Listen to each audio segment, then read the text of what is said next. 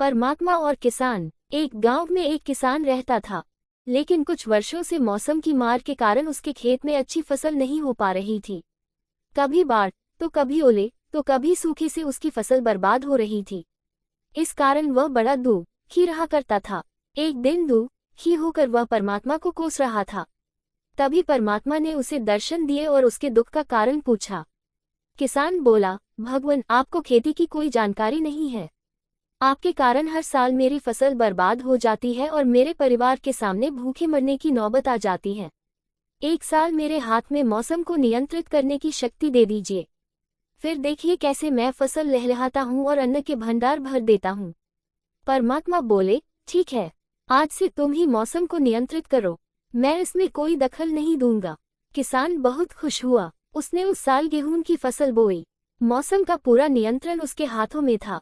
उसने धूप, पानी सब अपने हिसाब से आने दी। तेज धूप, अंधड़, अति वर्षा, ओले आदि से उसने अपनी फसल को बचाए रखा। समय के साथ फसल बढ़ने लगी। फसल देख किसान झूम उठा, क्योंकि इतनी अच्छी फसल उसके खेत में कभी हुई ही नहीं थी। जब कटाई का समय आया तो वह बहुत उत्साहित था। वह मन ही मन सोचने लगा कि अब भगवान को पता चलेगा कि फसल कैसे ली जाती है।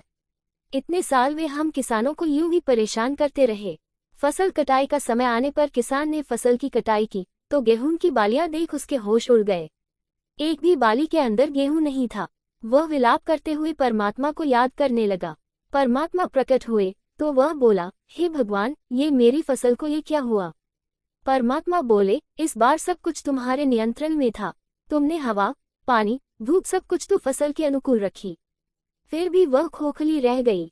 जानते हो क्यों? इसका कारण है कि तुमने फसल को संघर्ष का अवसर ही नहीं दिया। न वह कड़ी धूप में तपी, न ही बारिश की तेज बौछारों को सहा, न ही वह तूफानी अंधर से जूझी। इस कारण वे खोखली रह गई। कड़ी धूप, तेज वर्षा, आंधी तूफान जैसी चुनौतियों के आगे फसल खुद को बचाने संघर्ष करती है।